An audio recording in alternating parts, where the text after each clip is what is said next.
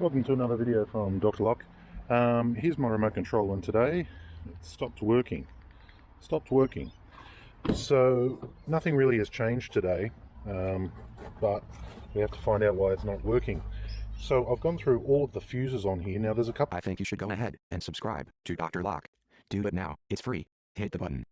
Of reasons why the central locking won't actually lock the doors. One of them is there's a little switch behind here which tells the ignition that the key is still in the ignition, and basically it won't allow you to lock the doors with the central locking. That was not the problem today, but as you can see, nothing's working. Okay, so I went through all the fuses in here. See all my fuses up there? You can see them. There we go. So I went through all of them, pulled them all out, put the multimeter against them, even some of the jumper ones, and I couldn't find anything. I went through the whole wiring diagram here, couldn't really find anything. I checked them all, they're all good. Now let's look under the bonnet. Okay, so I disconnected the battery, shorted it out, which takes out all the power out of the ECU or BCM. So it's kind of just like a reset. I tried that, no luck, still didn't make any change. So it's possibly not a bug. Then I went to the fuse box under here. I checked all my big fuses or my little fuses. I put them all on the multimeter, and I'm getting tone on all of them, so they're all good. So that wasn't my problem. It wasn't the BCM with a glitch. That wasn't my problem. So let's go back now. I replaced the battery in my remote control, because you're probably thinking it's probably just a bad battery.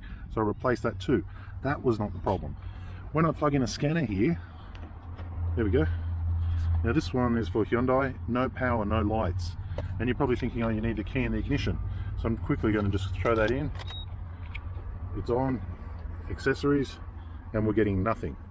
So what does this mean? So I went looking, I checked every fuse I possibly could, and I was looking deep down in here, and then I see this yellow one on the side here, which is, it's got like a plastic clip in there, and it looks like it's a load of spare fuses. And basically it's got a little plastic thing to stop you pulling it out. So I got that out and I checked it, and funnily enough, that 10 amp one right there, which on the diagram is for the internal light, basically was not working. The other one's the audio one.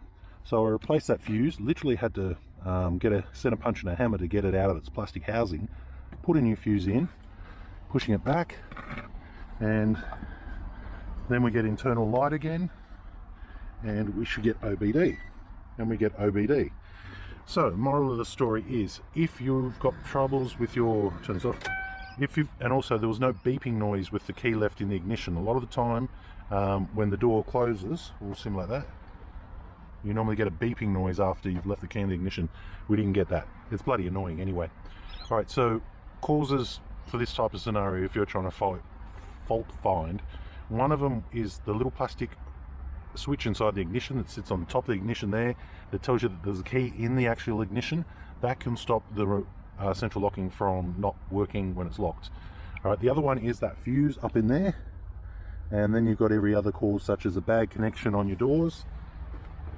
See these things here? This is what works as central locking, so they can also be a problem as well. What caused my one today, and this is where we come into the locksmithing side of it, and this is why I'm doing the video, is I plugged in, not this scanner, I plugged in another scanner because I wanted to see if I had the right cable. So I used an OBD cable. I plugged in the SPB, and no lights came on, so I thought, oh, I'm using the wrong cable here. And then I swapped over, tried it on another car, it powered up, so I could identify the cable. But what this machine actually did was it blew my fuse. Okay, the wrong cable with that machine blew my fuse. It blew my internal light fuse, which stopped my central locking from working, meaning that I had to manually lock the car. And when you do manually lock the car, the problem is with that is that you've got to turn the ignition on, come over to the door, lock it, and then use your key to lock that driver's side door. So it's a real pain in the bum. But anyway, hopefully this will help you fault find if you've got a similar problem. At least now you know where the circuit is for the central locking. You also know that plugging in the wrong scanner sometimes can do some sort of damage. I've never really had that problem before, but it did. I plugged in a scanner and it actually blew that internal light fuse, which turned off my OBD. So then I wasn't able to read what my error code was for the central locking not working, which ended up being the blown fuse.